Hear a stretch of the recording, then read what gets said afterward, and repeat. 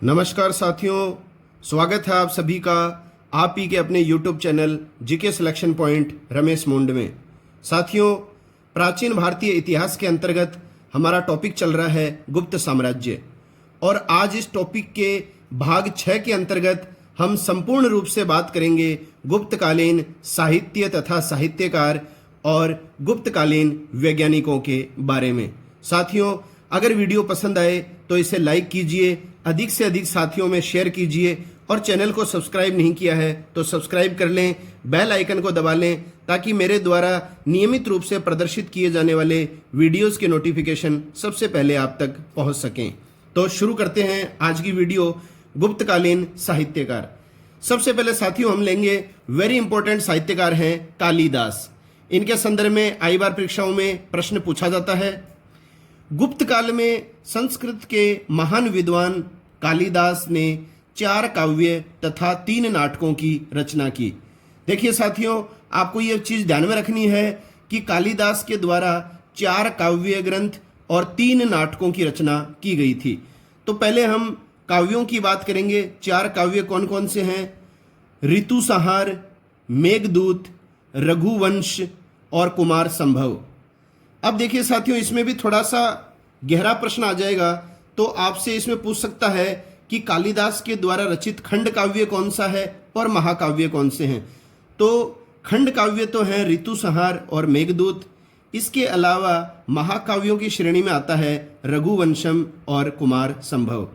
और वैसे आप ये चारों ध्यान में रखिए, ऋतुसंहार, मेघदूत, रघुवंश और कुमार संभव, ये किसकी रचनाएं हैं? तो ये कालिदास की रचनाएं हैं।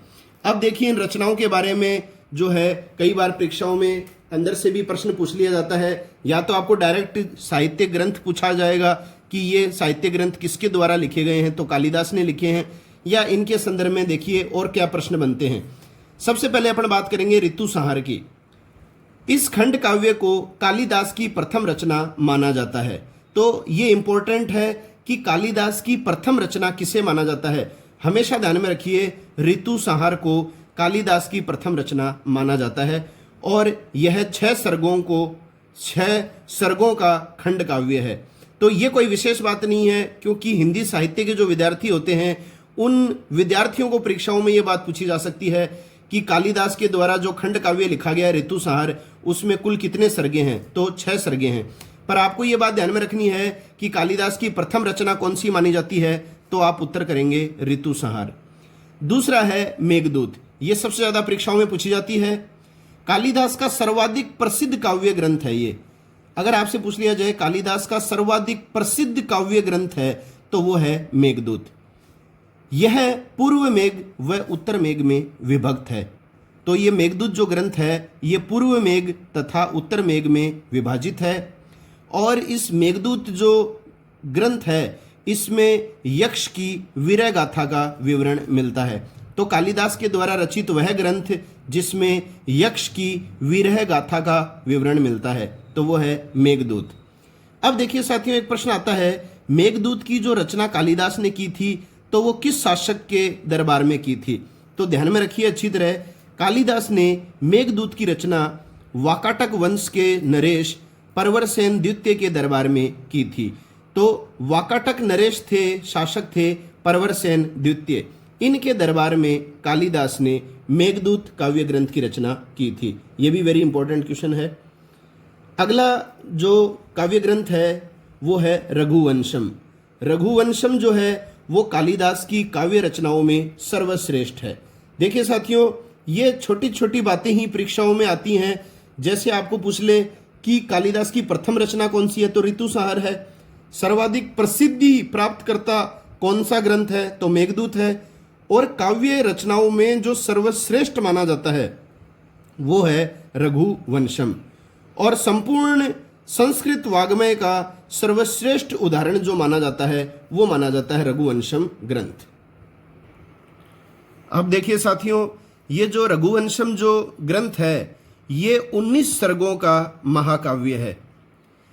रघुवंशम महाकाव्य ग्रंथ में राजा दिलीप से लेकर अग्निवर्ण तक 40 इक्ष्वाकु राजाओं का चरित्र चित्रण है। तो किस वंश के शासकों का चरित्र चित्रण रघुवंशम ग्रंथ में वर्णित है? तो ये क्वेश्चन इंपॉर्टेंट है। इक्ष्वाकु वंश के शासकों का चरित्र चित्रण किया गया है रघुवंशम ग्रंथ में।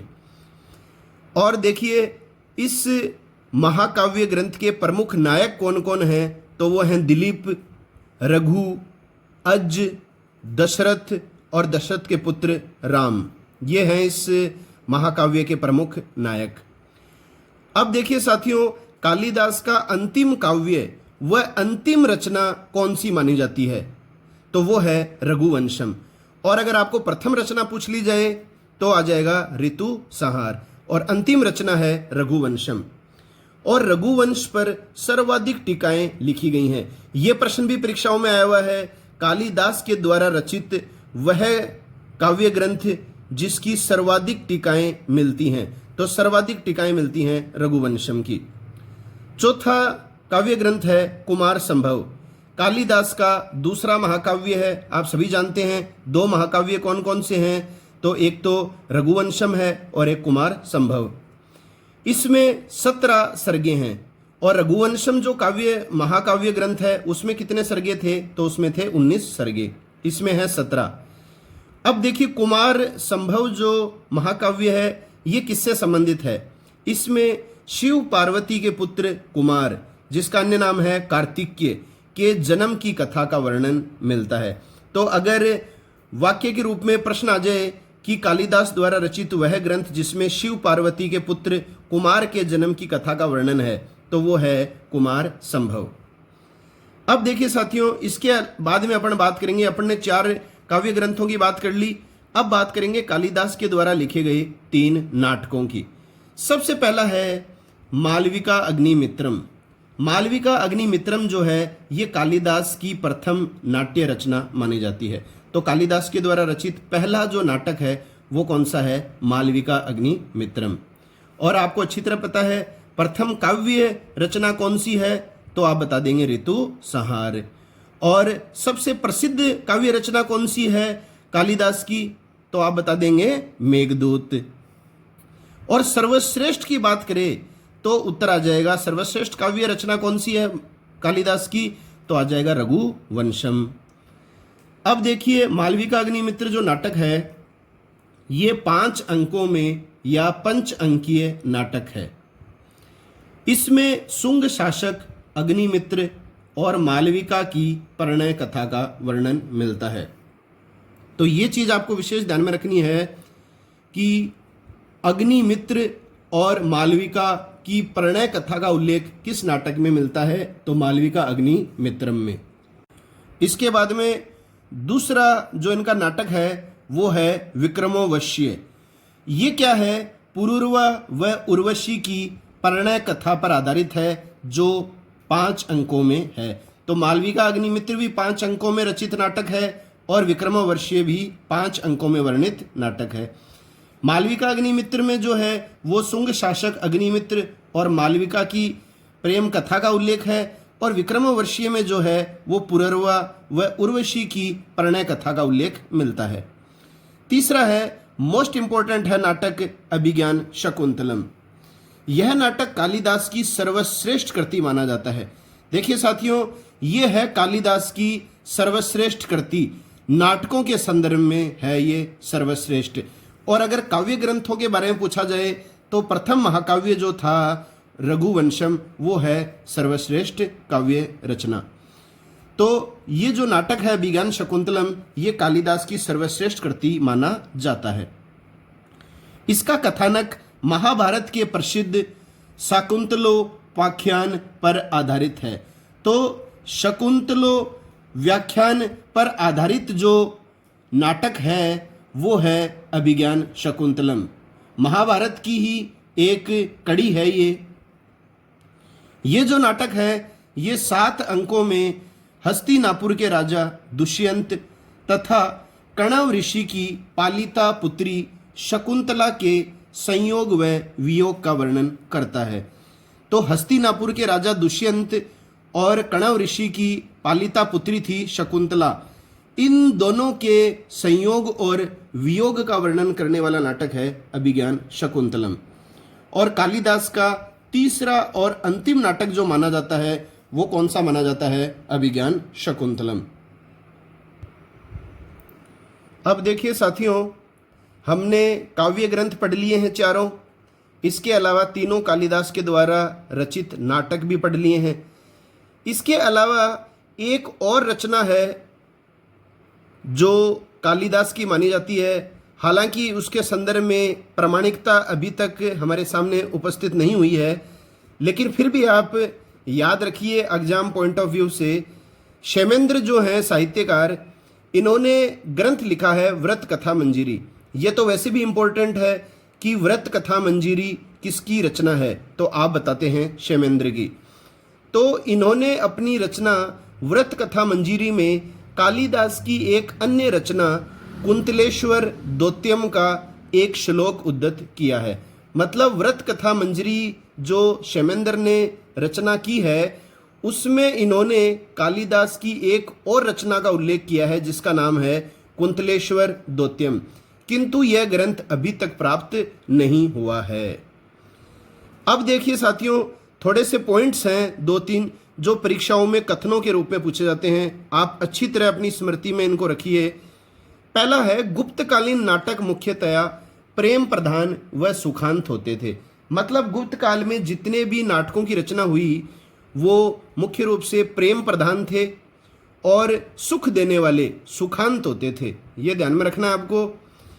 एक ध्यान में रखना है, गुप्त नाटकों की विशेषता यह है कि इसमें उच्च सामाजिक स्तर के पात्र, जो उच्च सामाजिक स्तर के जो पात्र होते हैं साथियों, वो संस्कृत बोलते थे। मतलब जितने भी नाटक रचित किए गए उसमें उच्च सामाजिक स्तर के पात्र कौन सी भाषा बोलते थे? संस्कृत भाषा बोलते थे। और निम्न सामाजिक स्तर के जो पात्र होते थे और इसके अलावा स्त्रियां, ये कौन सी भाषा का प्रयोग करती थी? ये करती थी प्राकृत भाषा का प्रयोग। ये आपको ध्यान में रखना है।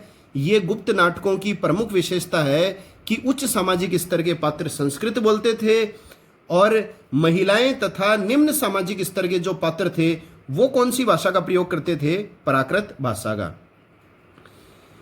अब देखिए, गुप्त समय की अलंकृत संस्कृत को समाज के अन्य लोग नहीं समझ सकते थे क्योंकि तत्कालीन बोलचाल की भाषा प्राकृत थी।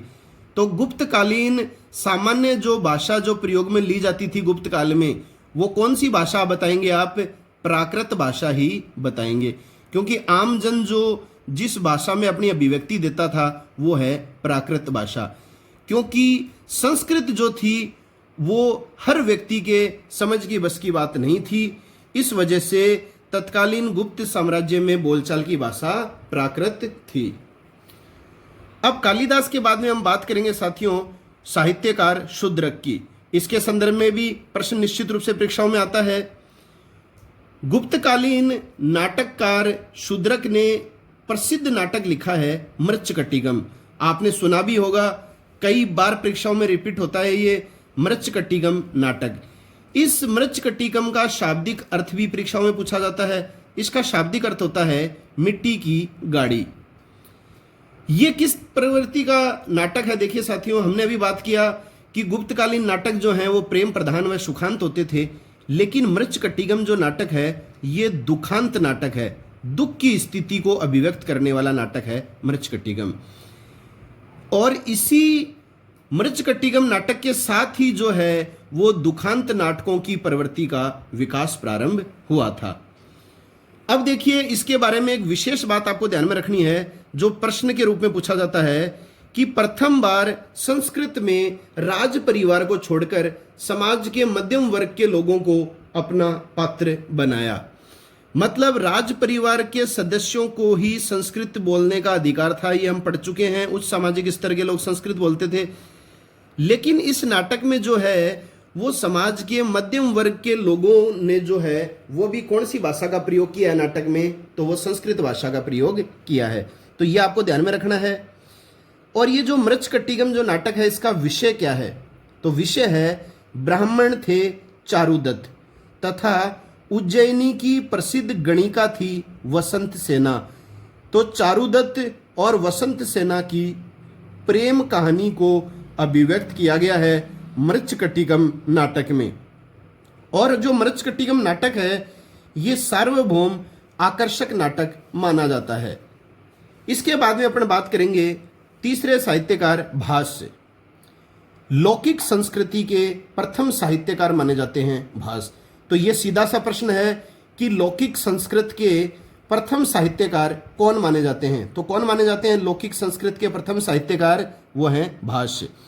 अब देखिए साथियों, भास के द्वारा रचित सभी रचनाएं जो हैं मैंने आपके सामने प्रस्तुत की हैं।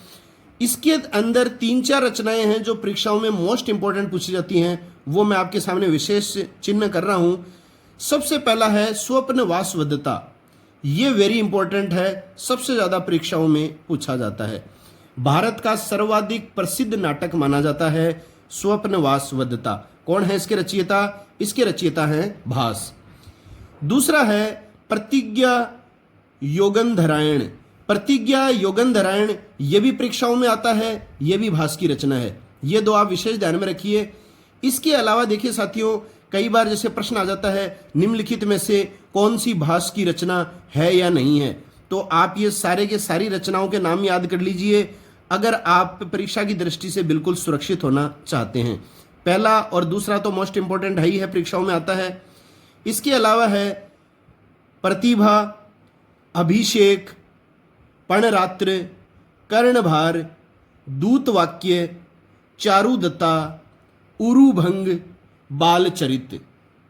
ये प्रमुख रचनाएं हैं जो भास के द्वारा रचित हैं। आप अच्छी तरह इन सभी रचनाओं को 2-3 बार जरूर पढ़ें, क्योंकि भास से संबंधित कई बार प्रश्न यही आता है कि निम्नलिखित में से कौन सी रचना भास की है या नहीं है। अगला है सुबंधु। सुबंधु जो साहित्यकार हैं उनके संदर्भ में एक बात आती है, कथा साहित्य का प्रथम लेखक किसे माना जाता है? जैसे लौकिक संस्कृत का प्रथम साहित्यकार किसको माना जाता है? भास को। वैसे ही कथा साहित्य जिसका अन्य नाम होता है गल्प ग्रंथ, कथा साहित्य या गल्प ग्रंथ का प्रथम लेखक माना जाता है सुबंधु को। और इनकी रचना आती है वासवदत्ता। इसमें विद्यार्थी ज्यादातर कंफ्यूज हो जाते हैं, क्योंकि एक तो आता है साथियों स्वप्न वासवदत्ता। स्वप्न वासवदत्ता तो है भास की रचना, और केवल अगर आ जाए वासवदत्ता तो ये है सुबंधु की रचना। और इस वासवदत्ता ग्रंथ का जो गद है वो सर्वाधिक कठिन माना जाता है। ये भी आपको ध्यान में रखना है, गुप्तकालीन ग्रंथ जिसका गद जो है वो सर्वाधिक कठिन माना जाता है, तो वो कौन सी रचना है? वासवदत्ता। और किसकी रचना है ये? सुबंधु की। अगले साहित्यकार हैं वज्जिका।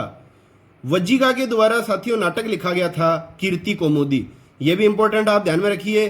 कीर्ति कौमुदी किसकी रचना है? तो ये है वज्जिका की रचना। अगला है वेरी इंपॉर्टेंट है विशाख दत्त। इसकी रचनाएं आई बार परीक्षाओं में पूछी जाती हैं। तो पहले अपन रचनाओं की बात कर लेते हैं।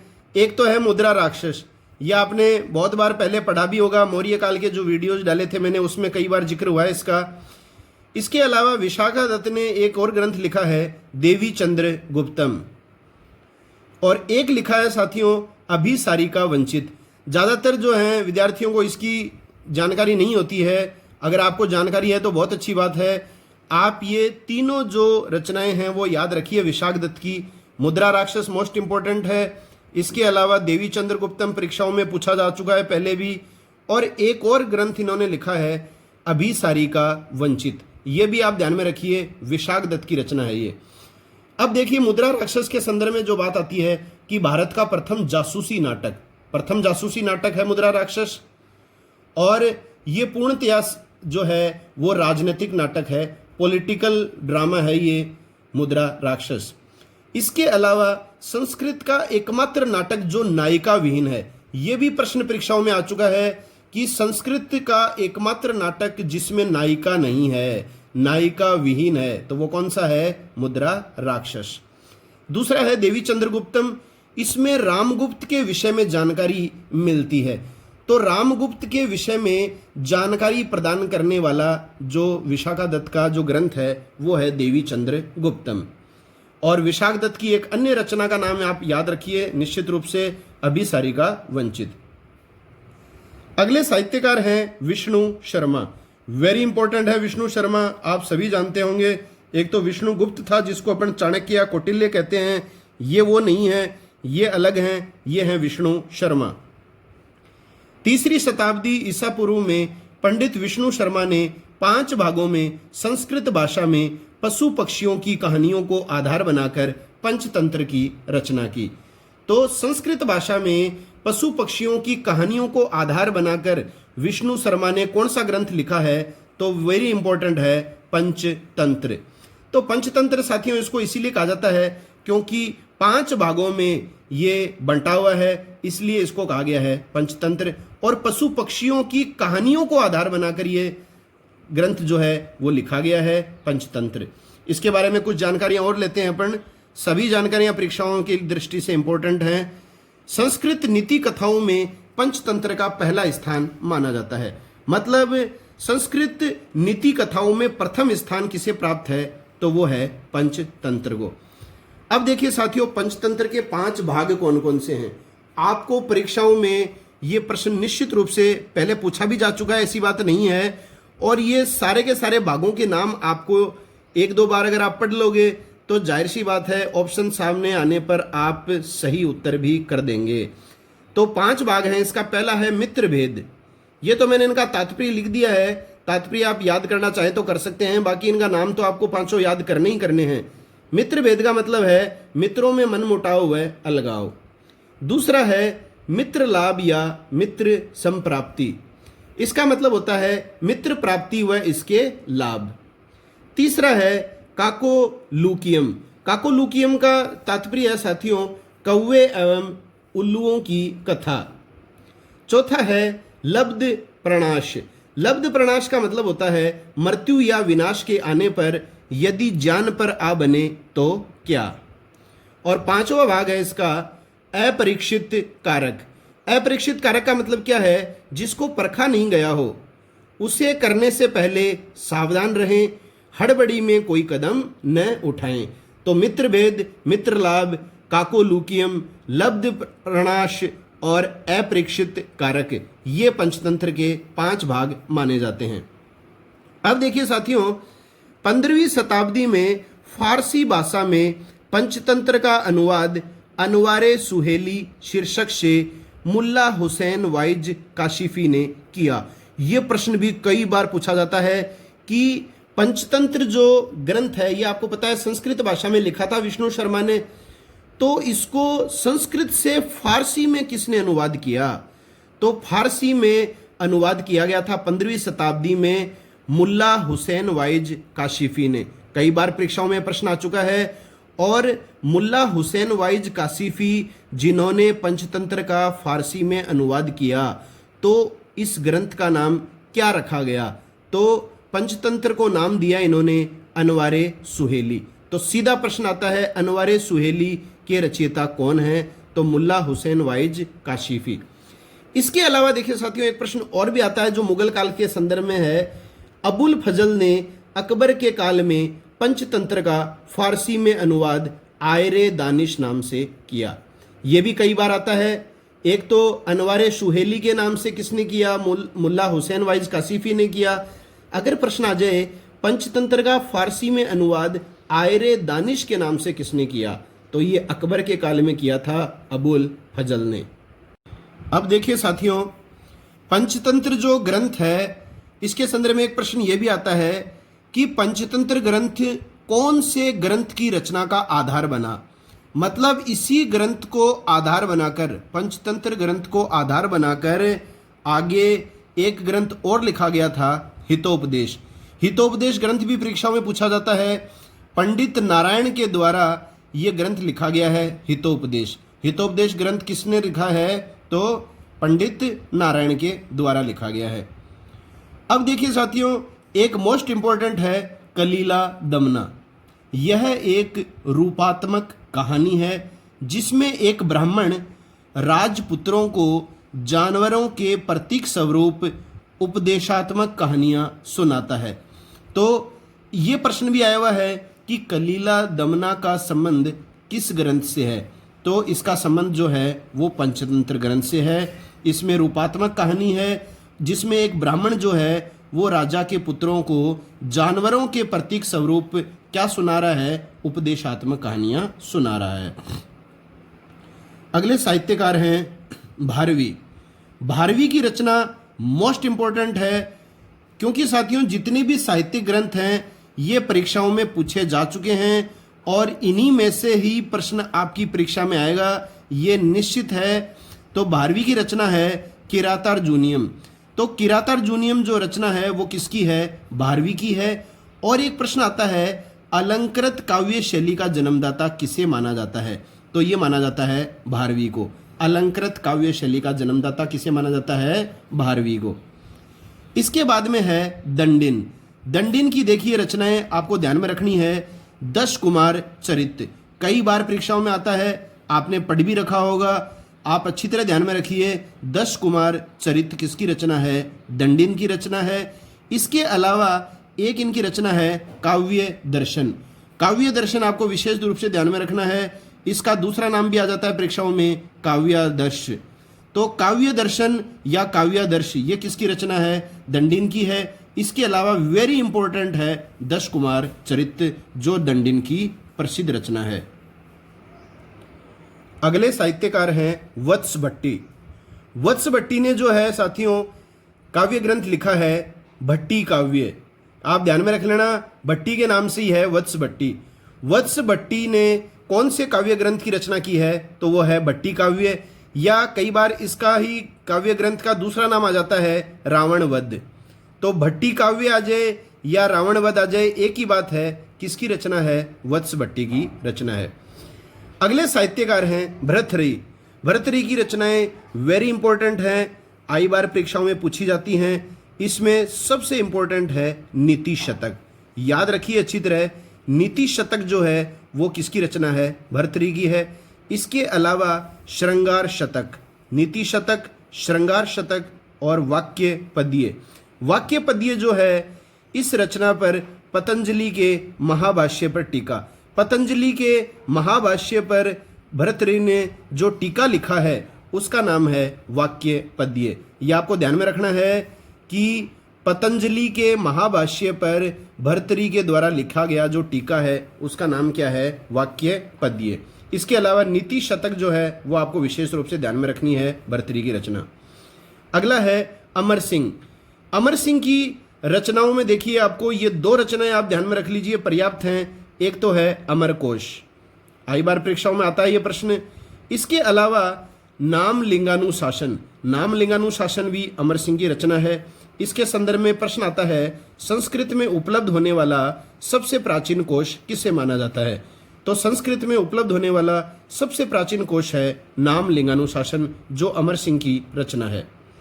इसके अलावा देखिए साथियों पतंजलि की रचना है महाभाष्य ग्रंथ। ये इंपॉर्टेंट आप सभी जानते हैं, महाभाष्य और एक अष्टाध्यायी, कंफ्यूज नहीं होना है। पतंजलि ने लिखा है महाभाष्य और महान साहित्यकार व्याकरण विशेषज्ञ पाणिनि ने लिखा है अष्टाध्यायी। तो अष्टाध्यायी किसकी रचना है, पाणिनि की है, और महाभाष्य किसकी रचना है, पतंजलि की। अगले साहित्यकार हैं सिद्धसेन। सिद्धसेन का ग्रंथ है न्यायावतार। आपको केवल ये ग्रंथ ध्यान में रखना है, न्याय अवतार या न्यायावतार, और यह जैनियों का सबसे प्रामाणिक ग्रंथ माना जाता है। जैन धर्म का सबसे प्रामाणिक जो ग्रंथ है वो माना जाता है सिद्धसेन द्वारा रचित न्यायावतार ग्रंथ। और सिद्धसेन ने जैनों में न्याय शास्त्र की प्रतिष्ठा की थी। तो जैनियों में न्याय शास्त्र की प्रतिष्ठा करने वाले व्यक्ति कौन थे, तो वो थे सिद्धसेन। अगला है भद्रबाहु। इन्होंने जैन ग्रंथ लिखा है कल्पसूत्र ग्रंथ। तो कल्पसूत्र ग्रंथ किसके द्वारा लिखा गया है, तो ये लिखा गया है भद्रबाहु के द्वारा। भद्रबाहु ग्रंथ ने जो ग्रंथ लिखा है कल्पसूत्र, इसी में उल्लेख है कि मौर्य वंश के संस्थापक चंद्रगुप्त मौर्य ने अपने जीवन काल के अंतिम समय में जो जैन धर्म को ग्रहण किया था और दक्षिणी भारत में इन्होंने जीवित समाधि ली थी, उसके संदर्भ में संपूर्ण उल्लेख देने वाला जो ग्रंथ है वो है भद्रबाहु द्वारा रचित कल्पसूत्र ग्रंथ। अगला है दिगनाग। दिगनाग जो है इनके बारे में आपको 3 बातें ध्यान में रखनी है साथियों। एक तो प्रश्न आता है तर्क पुंगव की उपाधि किसे प्राप्त थी, या तर्क पुंगव के नाम से जाना जाता है, तो वो जाना जाता है दिगनाग। दूसरी बात आती है मध्यकालीन न्याय शास्त्र के जन्मदाता कौन है, तो मध्यकालीन न्याय शास्त्र के जन्मदाता कौन माने जाते हैं, दिगनाग माने जाते हैं। तर्क शास्त्र के प्रेरणता सर्वप्रथम बौद्धों में न्याय शास्त्र की प्रतिष्ठा की। अब देखिए साथियों, जैन धर्म में न्याय शास्त्र की प्रतिष्ठा करने वाले तो थे सिद्धसेन, जो हमने पहले पढ़ा था, और अगर बौद्ध धर्म में न्याय शास्त्र की प्रतिष्ठा करने वाले की बात पूछ ले तो आ जाएगा दिगनाग। और इनकी रचनाओं में देखिए जहां तक बात है तो 3 रचनाएं आपको ध्यान में रखनी है। एक तो प्रमाण समुच्चय, एक प्रमाण समुच्चय वृत्ति, और एक न्याय प्रवेश। ये तीनों की तीनों रचनाएं जो हैं परीक्षाओं में पूछी जा चुकी हैं। प्रमाण समुच्चय वृत्ति और न्याय प्रवेश, ये किसकी रचनाएं हैं, दिगनाग की रचनाएं हैं। अगला है साहित्यकार मैत्रेय।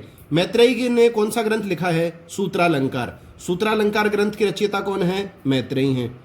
इसके बाद में है साहित्यकार असंग। असंग की जो रचनाएं हैं वो देखिए साथियों 4 रचनाएं हैं इनकी। 3 तो महायान से चालू हो रही हैं। हीनयान और महायान आप जानते हैं बौद्ध धर्म के ही संप्रदाय हैं ये।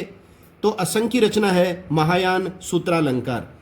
अब आपको ये चीजें अच्छी तरह ध्यान में रखना है कि केवल सूत्रालंकार आ जाए तब तो आ जाएगा मैत्रेयी, और अगर महायान सूत्रालंकार पूछा जाए तो उत्तर आएगा किसने लिखा ये ग्रंथ, असंग ने। इसके अलावा है महायान संपरिग्रह ग्रंथ लिखा है असंग ने, महायान भी धर्म संगीति शास्त्र लिखा है असंग ने, और योगाचार भूमि शास्त्र, ये ग्रंथ जो है ये भी इंपॉर्टेंट है। योगाचार भूमि शास्त्र ये ग्रंथ भी किसने लिखा है, असंग के द्वारा लिखा गया है। इसके अलावा आप महायान सूत्रालंकार जो ग्रंथ है ये विशेष रूप से ध्यान में रख सकते हैं। अगला है साहित्यकार वसुबंधु। वसुबंधु का नाम आपने अच्छी तरह सुना होगा। समुद्रगुप्त के संदर्भ में जब बात चली थी गुप्त वंश की, तो इसे समुद्रगुप्त ने संरक्षण दिया था और इसने समुद्रगुप्त की उदारता की प्रशंसा की है। कौन कौन सी रचनाएं हैं वसुबंधु की, तो देखिए सबसे इंपॉर्टेंट आता है साथियों अभिधम कोश। अभिधम कोश जो है ये सबसे इंपॉर्टेंट रचना है इसकी, वसुबंधु की।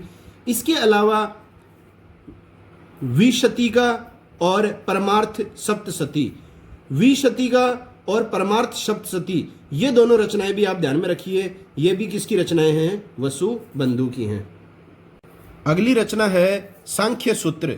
सांख्य सूत्र जो है साथियों ये ग्रंथ लिखा गया है कपिल मुनि के द्वारा, जो सांख्य दर्शन के प्रवर्तक माने जाते हैं कपिल मुनि। सबसे प्राचीन जो दर्शन है सांख्य दर्शन उसके प्रवर्तक हैं कपिल मुनि, और इन्हीं के द्वारा रचित ग्रंथ है सांख्य सूत्र। इसी से मिलता जुलता एक ग्रंथ और भी आता है सांख्य कारिका। सांख्य कारिका का जो ग्रंथ है ये लिखा गया है ईश्वर कृष्ण के द्वारा। यह आप ध्यान में रखिएगा अच्छी तरह। ईश्वर कृष्ण की रचना है सांख्य कारिका और कपिल मुनि की है सांख्य सूत्र। अगला है गौतम ऋषि। गौतम ऋषि ने जो ग्रंथ लिखा है वो है न्याय सूत्र। ध्यान में रखिए न्याय सूत्र के रचयिता हैं गौतम ऋषि, और गौतम को प्राचीन न्याय का जन्मदाता कहा जाता है। प्राचीन न्याय का जन्मदाता किसे कहा जाता है, तो वो कहा जाता है गौतम को। अगले साहित्यकार हैं गंगेय उपाध्याय। गंगेय उपाध्याय ने ग्रंथ लिखा है तत्व चिंतामणि।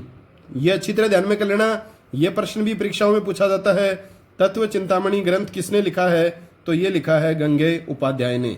और नव्य न्याय के जन्मदाता कौन माने जाते हैं, तो नव्य न्याय के जन्मदाता माने जाते हैं गंगेय उपाध्याय, और प्राचीन न्याय के जन्मदाता तो ये माने जाते हैं गौतम। अगले साहित्यकार हैं वात्स्यायन। वात्स्यायन का सबसे प्रमुख ग्रंथ है कामसूत्र। कामसूत्र ग्रंथ की रचना किसने की थी, वात्स्यायन के द्वारा की गई थी। और इस ग्रंथ में कुल कितनी कलाओं का उल्लेख है, तो 66 कलाओं का उल्लेख मिलता है। और वात्स्यायन के द्वारा जो कामसूत्र के अलावा एक ग्रंथ और लिखा गया था वो था न्याय भाष्य ग्रंथ। तो ये भी आप ध्यान में रख लीजिए। वैसे तो कामसूत्र ग्रंथ ही पूछा जाता है, लेकिन आप ये भी ध्यान में रखिए, न्याय भाष्य ग्रंथ ये भी किसके द्वारा लिखा गया है? वात्स्यायन के द्वारा लिखा गया है। आखिरी है साहित्यकार बुद्ध घोष। बुद्ध घोष का जो ग्रंथ आता है साथियों, वो ध्यान में रखिए, विशुद्धि मग। विशुद्धि मग ग्रंथ किसके द्वारा लिखा गया है? तो ये लिखा गया है बुद्ध घोष के द्वारा। साथियों, अगर वीडियो आपको अच्छा लग रहा है, मैंने जो मैटर आपके लिए कलेक्ट किया है, इकट्ठा किया है, अगर आपको ये पसंद आ रहा है तो चैनल को सब्सक्राइब करें, बेल आइकन को दबाएं और अधिक से अधिक जो है वीडियो को अपने साथियों के मध्य शेयर करें, लाइक करें। इसके बाद में साथियों अपन बात करेंगे गुप्तकालीन वैज्ञानिकों की। सबसे पहले अपन लेंगे आर्यभट्ट, और इन वैज्ञानिकों में से निश्चित परीक्षाओं में प्रश्न आता है। हर बिंदु मैंने आपके बीच में प्रस्तुत किया है, हर पॉइंट आप अच्छी तरह ध्यान में कीजिए, प्रश्न आपका कभी गलत नहीं होगा। देखिए साथियों, सबसे पहले आर्यभट्ट की अपन बात करेंगे तो इसमें शताब्दी भी पूछी जाती है। आर्यभट्ट का संबंध जो है वो है 5वीं शताब्दी से। ध्यान में रखिएगा अच्छी तरह से, 5वीं शताब्दी जो है वो किस वैज्ञानिक से संबंधित है? आर्यभट्ट से। और ये कौन थे? ये थे महान गणितज्ञ, मैथमेटिशियन। तो महान गणितज्ञ थे आर्यभट्ट। जन्म इनका 476 ईसा पूर्व में हुआ था, मतलब 5वीं शताब्दी से संबंधित हो गए।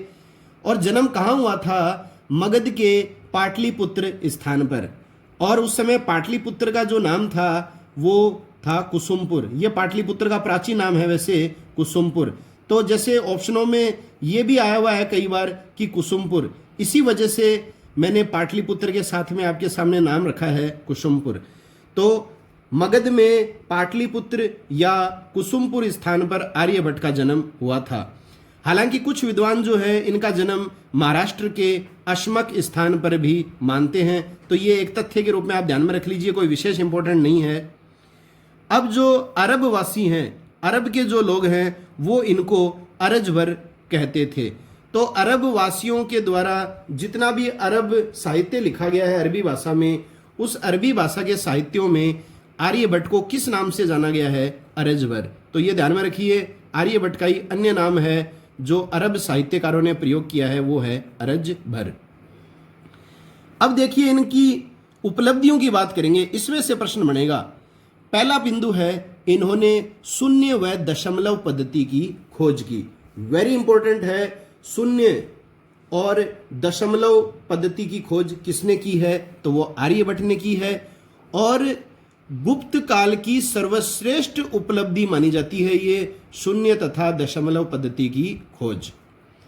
आर्यभट्ट ने वर्गमूल, धनमूल निकालने की विधि की भी खोज की है। तो वर्गमूल और घनमूल निकालने की विधि की खोज भी किसने की है? आर्यभट्ट ने की है। अब देखिए आर्यभट्ट को और कौन कौन से सिद्धांतों का जन्मदाता माना जाता है? तो क्षेत्रमिति का जन्मदाता है आर्यभट्ट, ज्यामिति के जन्मदाता आर्यभट्ट हैं, त्रिकोणमिति के जन्मदाता आर्यभट्ट हैं, और विशिष्ट सिद्धांत के जन्मदाता भी कौन हैं? आर्यभट्ट हैं। तो एक महान गणितज्ञ के रूप में इन्होंने उपलब्धियां हासिल की हैं। इसके अलावा एक घात के अनिर्णय समीकरणों को हल करने की रीति पहली बार आर्यभट्ट के द्वारा सुझाई गई थी। तो एक घात के अनिर्णय समीकरणों को हल करने की विधि पहली बार किसके द्वारा सुझाई गई थी? तो यह भी आर्यभट्ट के द्वारा सुझाई गई थी। सर्वप्रथम ज्योतिष में जीवा का प्रयोग करने वाले वैज्ञानिक थे आर्यभट्ट। तो यह प्रश्न आया हुआ है परीक्षा में, सर्वप्रथम ज्योतिष में जीवा का प्रयोग करने वाले वैज्ञानिक कौन रहे हैं या गणितज्ञ कौन रहे हैं? तो वो हैं आर्यभट्ट। पृथ्वी की परिधि की सही माप सर्वप्रथम आर्यभट्ट के द्वारा बताई गई थी। यह आपको ध्यान में रखना है कि पृथ्वी की परिधि का सबसे पहले सही माप किसके द्वारा बताया गया था? तो वो आर्यभट्ट के द्वारा बताया गया था। और आर्यभट्ट ने जो है वो एक गणितज्ञ के रूप में सबसे उपलब्धि जो हासिल की है वो है पाई का मान बताया। तो पाई का जो माप है वो किसके द्वारा बताया गया था? तो वो आर्यभट्ट के द्वारा बताया गया था। और पाई का माप आप सभी जानते हैं 22/7। अगला है आर्यभट्ट प्रथम भारतीय ज्योतिष थे जिन्होंने पृथ्वी की दैनंदिन गति को स्वीकारा। तो पहले भारतीय ज्योतिष थे जिन्होंने पृथ्वी की दैनंदिन गति को स्वीकारा, तो वो थे आर्यभट्ट। पृथ्वी को गोल माना था आर्यभट्ट ने, और ये मानते थे कि ये अपने अक्ष पर घूमती है। तो आर्यभट्ट ने पृथ्वी को गोल माना जो अपने अक्ष पर घूमती है। आर्यभट्ट ने सूर्य व चंद्रमा के ग्रहणों की गणना करने की रीति बताई। तो सूर्य व चंद्रमा के ग्रहणों की गणना करने की रीति जो है वो सर्वप्रथम किसने बताई थी? आर्यभट्ट ने बताई थी। इसके अलावा चंद्र ग्रहण और सूर्य ग्रहण की वैज्ञानिक व्याख्या भी आर्यभट्ट के द्वारा प्रस्तुत की गई थी। अब देखिए आर्यभट्ट का एक कथन भी आप ध्यान में रख लीजिए, परीक्षाओं में पूछा जाता है। पृथ्वी की छाया चंद्रमा पर पड़ने से ग्रहण पड़ता है। तो पृथ्वी की छाया चंद्रमा पर पड़ने से ग्रहण पड़ता है, ये कथन आर्यभट्ट का है। इसके अलावा पृथ्वी अपनी धुरी पर घूमती हुई सूर्य की परिक्रमा करती है। तो पृथ्वी अपनी धुरी पर घूमती हुई सूर्य की परिक्रमा करती है, ये कथन भी किसने दिया है? आर्यभट्ट ने दिया है। अब देखिए आर्यभट्ट जो है उन्होंने पुस्तकें लिखी हैं और उस पुस्तक के 4 हैं भाग। तो पुस्तक का नाम तो साथियों यही है आर्यभट्टियम, जो गणित की प्रसिद्ध पुस्तक मानी जाती है आर्यभट्टियम। आर्यभट्टियम नाम से ही आपको पता चल रहा है कि इसके रचयिता आर्यभट्ट हैं। और इस पुस्तक के 4 भाग हैं, ये आपको ध्यान में रखना है। विशेष रूप से परीक्षाओं में पूछा जा सकता है कि आर्यभट्टियम जो गणित आधारित पुस्तक है इसके कौन से भाग हैं या नहीं है। तो इस पुस्तक के 4 भाग हैं, गणित पाद, गोलापाद, काल क्रियापाद और 10 गीतिका पाद। ये जो चारों भाग हैं ये आपको विशेष रूप से ध्यान में रखने हैं। ये आर्यभट्टियम जो गणित की पुस्तक आर्यभट्ट ने लिखी है उसके 4 भाग हैं। इसके अलावा आर्यभट्ट ने बेबीलोनियाई विधि से ग्रह स्थिति की गणना भी की थी। अब देखिए साथियों 800 ईस्वी में जिज अल अर्जबहर नाम से आर्यभट्टियम ग्रंथ का अरबी भाषा में अनुवाद किया गया। तो 800 ईस्वी में अरबी भाषा में आर्यभट्टियम ग्रंथ का जो अनुवाद किया गया था वो किस नाम से किया गया था? जिज अल अर्जबहर के नाम से। आर्यभट्ट ने त्रिभुज का क्षेत्रफल निकालने का भी सूत्र दिया था। तो त्रिभुज का क्षेत्रफल निकालने का सूत्र जो है वो किसके द्वारा दिया गया था? तो वो आर्यभट्ट के द्वारा दिया गया था। तो आर्यभट्ट के संदर्भ में आपको 4-5 बातें जो है वो विशेष ध्यान में रखनी है कि ये महान वैज्ञानिक थे।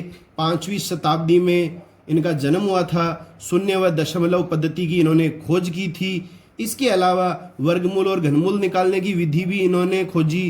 क्षेत्रमिति, ज्यामिति जो है, त्रिकोणमिति के जन्मदाता ये माने जाते हैं। ज्योतिष में जीवा का प्रयोग इन्होंने किया, पाई का मान दिया, पृथ्वी की परिधि का सही माप बताया।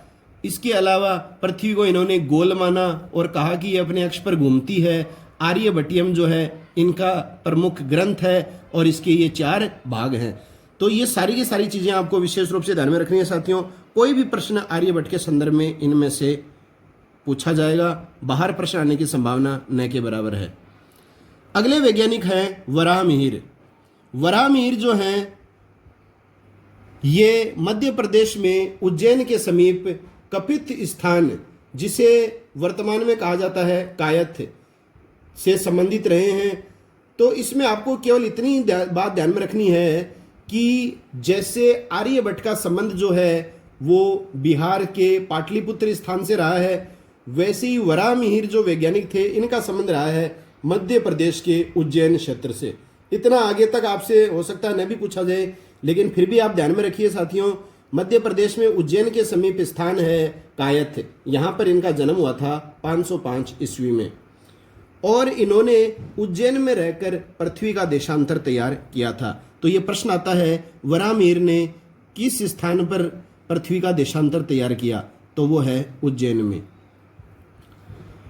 आर्यभट्ट से संबंधित शताब्दी थी 5वीं शताब्दी, क्योंकि उनका जन्म 476 ईस्वी में हुआ था। इनका जन्म 505 ईस्वी में हुआ है। तो कौन सी शताब्दी हो गई चालू? तो वो है 6ठी शताब्दी। देखिए साथियों, ये खगोल शास्त्री थे, ज्योतिष शास्त्री भी थे, कृषि वैज्ञानिक भी थे और ऋतु वैज्ञानिक भी थे। तो ये प्रश्न भी कई बार आ जाता है, वराहमिहिर थे तो खगोल शास्त्री थे, ज्योतिष शास्त्री थे, कृषि वैज्ञानिक थे और ऋतु वैज्ञानिक थे। और इन्होंने कहाँ पृथ्वी का देशांतर तैयार किया था? वेरी इंपॉर्टेंट है, उज्जैन में। अब देखिए इनकी रचनाओं की बात करेंगे। वेरी इंपॉर्टेंट रचना है पंच सिद्धांति का, कई बार परीक्षाओं में आती है। खगोल क्षेत्र में रचित वराहमिहिर की सबसे प्रमुख जो रचना है वो है पंच सिद्धांति का, एकमात्र ऐसा ग्रंथ जो गुप्त पूर्व ज्योतिष की 5 सिद्धांत धाराओं की समीक्षा करता है। तो आपको जो है विशेष ये नाम ध्यान में रखना है, पंच सिद्धांति का ग्रंथ। ये किसके द्वारा रचा गया है? तो वराहमिहिर के द्वारा। और खगोल शास्त्र और ज्योतिष शास्त्र पर जो है इन्होंने ग्रंथों की रचना की है। अब देखिए पंच सिद्धांति का जो ग्रंथ है, इस ग्रंथ से ही तिथियों का प्रयोग प्रारंभ हुआ है। तो पंच सिद्धांति का वो ग्रंथ है जिससे तिथियों का प्रयोग प्रारंभ हुआ। पंच सिद्धांतिका के सिद्धांतों में सर्वाधिक प्रसिद्ध सिद्धांत अगर आपसे पूछ लिया जाए तो सर्वाधिक प्रसिद्ध जो सिद्धांत है साथियों वो है सूर्य सिद्धांत।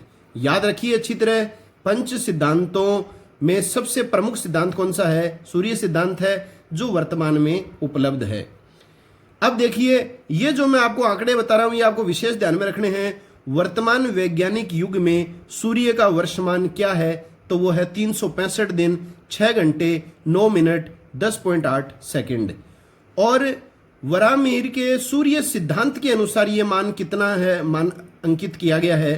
तो 365 दिन 6 घंटे 12 मिनट 36.6 सेकंड माना गया है। तो ये वर्तमान वैज्ञानिक युग के दृष्टि से बहुत हद तक जो है वो साम्यता रखता है। तो सूर्य सिद्धांत के अनुसार सूर्य का वर्षमान क्या बताएंगे आप? 365 दिन 6 घंटे, ये तो सेम है। उसके बाद में 12 मिनट और 36.6 सेकंड। ये परीक्षाओं में आया हुआ प्रश्न है, आप अच्छी तरह ध्यान में रख लीजिए। पंच सिद्धांतिका के सूर्य सिद्धांत के अनुसार वर्षमान कितना है। पंच सिद्धांतिका के अलावा इन्होंने ग्रंथ लिखा है वराहमिहिर ने, व्रत संहिता। वेरी इंपॉर्टेंट है, फलित ज्योतिष का ग्रंथ है। तो वराहमिहिर के द्वारा रचित फलित ज्योतिष ग्रंथ है तो वो है व्रत संहिता। और वर्तमान में वराहमिहिर की यही रचना जो है वो उपलब्ध है। ये भी आपको ध्यान में रखना है, यही रचना वर्तमान में उपलब्ध है। व्रत संहिता को भारतीय संस्कृति का कोश कहा जाता है। ये डायरेक्ट प्रश्न आता है, आपको इसमें 4 रचनाओं के नाम देगा और प्रश्न आ जाएगा किस ग्रंथ को भारतीय संस्कृति का कोश कहा जाता है? तो वो कहा जाता है वराहमिहिर द्वारा रचित व्रत संहिता ग्रंथ को। अगली बात है तत्कालीन भारत की भूगोल, आर्थिक, सामाजिक, धार्मिक जीवन, स्थापत्य, मूर्तिकला आदि का जो वर्णन मिलता है वो भी किस ग्रंथ में मिलता है? व्रत संहिता में मिलता है। तो उस समय के भूगोल के बारे में, आर्थिक पक्ष के बारे में, सामाजिक पक्ष के बारे में, धार्मिक जीवन के बारे में, स्थापत्य कला, मूर्ति कला आदि का जो उल्लेख मिलता है वो किस ग्रंथ में मिलता है? व्रत संहिता में मिलता है। इसके अलावा वराहमिहिर का ग्रंथ है व्रत जातक। व्रत जातक जो ग्रंथ है इसके बारे में साथियों प्रश्न आएगा, विज्ञान व कला का विश्वकोश किसे माना जाता है? तो विज्ञान व कला का विश्वकोश माना जाता है व्रत जातक ग्रंथ, और भारतीय संस्कृति का कोश माना जाता है व्रत संहिता। इसके अलावा इन्होंने ग्रंथ लिखा है लघु जातक। इस ग्रंथ में फलित ज्योतिष के होरा प्रकरण विषय का उल्लेख है। इसमें इतना ही आपको ध्यान में रखना है कि वराहमिहिर द्वारा रचित वह ग्रंथ जिसका विषय होरा प्रकरण है, बस ये ध्यान में रखना है आपको। होरा प्रकरण किस ग्रंथ का विषय है? तो वो ग्रंथ है लघु जातक। इन चारों ग्रंथों के अलावा ये 4 ग्रंथ भी आपको ध्यान में रखने हैं वराहमिहिर के, लघु विवाहपटल, व्रत विवाहपटल, योग माया और योग यात्रा। तो कौन कौन से ग्रंथ हो गए वराहमिहिर के? तो एक तो पंच सिद्धांतिका हो गया, एक व्रत संहिता हो गया, व्रत जातक हो गया और एक लघु जातक। इसके अलावा लघु विवाहपटल, व्रत विवाहपटल, योग माया और योग यात्रा। और वराहमिहिर वेधशाला जो है वो उज्जैन के समीप डोगल स्थान पर है। ये भी प्रश्न प्रतियोगी परीक्षाओं में कई बार आ चुका है कि वराहमिहिर के नाम से जो वेधशाला स्थापित की गई है वो मध्य प्रदेश के उज्जैन के समीप कहाँ स्थित है, तो वो है डोगल नामक स्थान पर। अगले वैज्ञानिक हैं आर्यभट्ट और वराहमिहिर के पश्चात ब्रह्मगुप्त। तो ब्रह्मगुप्त का जो प्रश्न आता है वो सबसे पहले यही आता है कि वह गुप्तकालीन वैज्ञानिक जिनका संबंध राजस्थान के भीनमाल स्थान से रहा है। तो भीनमाल जो स्थान है वो जालोर में है। भीनमाल जालोर से संबंधित वैज्ञानिक हैं ब्रह्मगुप्त, और इनकी शताब्दी भी कौन सी है, वराहमिहिर की तरह छठी शताब्दी। और ये खगोल शास्त्री और गणितज्ञ थे, आपको ध्यान में रखना है। रचनाएं कौन कौन सी हैं ब्रह्मगुप्त की, ब्रह्म सिद्धांत, ब्रह्म सूत्र सिद्धांत, इसमें केवल सूत्र शब्द अलग आ रहा है, यहाँ ब्रह्म सिद्धांत है, यहाँ ब्रह्म सूत्र सिद्धांत है। इसके अलावा खंड खाद, वेदांग ज्योतिष, ये 4 रचनाएं आपको ध्यान में रखनी है साथियों। ब्रह्म सिद्धांत, ब्रह्म सूत्र सिद्धांत, खंड खाद और वेदांग ज्योतिष। इसके अलावा उज्जैन में वेधशाला भी स्थापित की थी ब्रह्मगुप्त में, और उज्जैन में ही जो है वराहमिहिर भी वेधशाला है डोगल स्थान पर। गुरुत्वाकर्षण के सिद्धांत को ब्रह्मगुप्त के द्वारा ही जन्म दिया गया था। यह आपको ध्यान में रखना है, गुरुत्वाकर्षण के सिद्धांत को जन्म दिया तो किसने जन्म दिया था, ब्रह्मगुप्त ने जन्म दिया था। और न्यूटन से कई शताब्दी पहले इन्होंने ये बता दिया था कि पृथ्वी सभी वस्तुओं को अपनी ओर खींचती है गुरुत्वाकर्षण के कारण। ब्रह्मगुप्त ने पृथ्वी की परिधि कितनी योजन बताई है, तो ये बताई है 5000 योजन। अगले वैज्ञानिक हैं नागार्जुन। ये बौद्ध विद्वान है नागार्जुन, और आयुर्वेद के ज्ञाता माने जाते थे नागार्जुन। इनमें देखिए साथियों, इसके संदर्भ में प्रश्न आता है, रस चिकित्सा पद्धति का आविष्कार किसने किया। मोस्ट एंड मोस्ट इंपॉर्टेंट है, रस चिकित्सा पद्धति का आविष्कारक कौन माना जाता है, तो वो माना जाता है नागार्जुन को। इसके अलावा प्रश्न आता है कि पारे को भस्म बनाने की प्रक्रिया का आविष्कार कर धातु विज्ञान व आयुर्वेद की सेवा किसके द्वारा की गई है, तो नागार्जुन ने पारे को भस्म बनाने की प्रक्रिया का आविष्कार किया। तो रस चिकित्सा पद्धति, या तो यह प्रश्न आ सकता है, यह आ जाएगा पारे को भस्म बनाने की प्रक्रिया का आविष्कारक कौन था, तो वो था नागार्जुन। इसकी 2 रचनाएं आपको ध्यान में रखनी है। मोस्ट इंपॉर्टेंट है नवनीतकम, ये कई बार परीक्षाओं में आती है। नवनीतकम जो है ये आयुर्वेदिक ग्रंथ है, किसके द्वारा रचित है ये, तो नागार्जुन के द्वारा रचित है। इसके अलावा रस चिकित्सा पद्धति के आविष्कार थे, तो इसी से संबंधित हो गया रस रत्नाकर। इस ग्रंथ में सिद्ध किया गया है कि सोना, चांदी, तांबा आदि धातुओं में रोग निवारण की शक्ति होती है। तो सोना, चांदी, तांबा आदि धातुओं में रोग निवारण की शक्ति होती है। ये जो है तथ्य कौन से ग्रंथ में सिद्ध किया गया है, नागार्जुन द्वारा रचित ग्रंथ रस रत्नाकर में।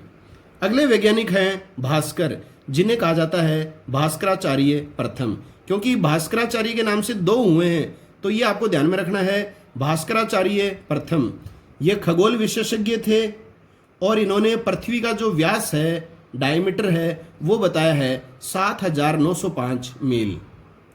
और इनकी रचनाएं आपको ध्यान में रखनी है भास्कराचार्य प्रथम की, महाभास्करीय और लघु भास्करीय। तो लघु भास्करीय और महाभास्करीय ये किसकी रचनाएं हैं, भास्कराचार्य प्रथम की। अगला है भास्कराचार्य द्वितीय। इनका जन्म हुआ था 1114 ईस्वी में बीजापुर कर्नाटक में, उज्जैन में ही रहे थे ये भी। ये प्राचीन भारत के अंतिम गणितज्ञ थे। ये देखिए प्रश्न वेरी इंपॉर्टेंट है, प्राचीन भारत के अंतिम गणितज्ञ कौन माने जाते हैं, तो ये माने जाते हैं भास्कराचार्य द्वितीय। और इन्होंने सिद्ध किया कि अनंत, इन्फानाइट, चाहे उसे विभाजित कर दिया जाए अनंत ही रहेगा। मतलब अनंत चाहे उसको विभाजित कर दिया जाए वो हमेशा क्या रहेगा, अनंत ही रहेगा। तो ये भी आपको ध्यान में रखना है, भास्कराचार्य द्वितीय ने इसको प्रूव किया था। रचनाएं तीनों की तीनों परीक्षाओं में पूछी जाती हैं। ज्यादातर परीक्षाओं में देखो प्रश्न आता है लीलावती ग्रंथ का। लीलावती जो ग्रंथ है वो भास्कराचार्य द्वितीय द्वारा लिखा गया है। इसके अलावा सिद्धांत शिरोमणि भी पूछा जाता है, ये ग्रंथ भी भास्कराचार्य द्वितीय के द्वारा लिखा गया है। और इसके अलावा है बीज गणित। तो सिद्धांत शिरोमणि, लीलावती और बीज गणित ये ग्रंथ किसने लिखे हैं? भास्कराचार्य द्वितीय ने।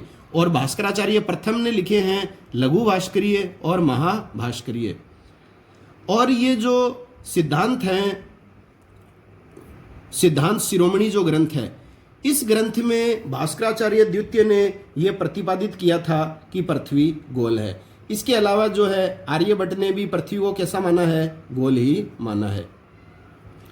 अगले हैं सुश्रुत। सुश्रुत के द्वारा रचित ग्रंथ है सुश्रुत संहिता। आयुर्विज्ञान विषयक ग्रंथ है सुश्रुत संहिता।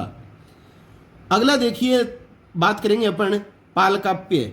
पालकाप्य को ही अन्य नाम से जाना जाता है काल्पकाप्य।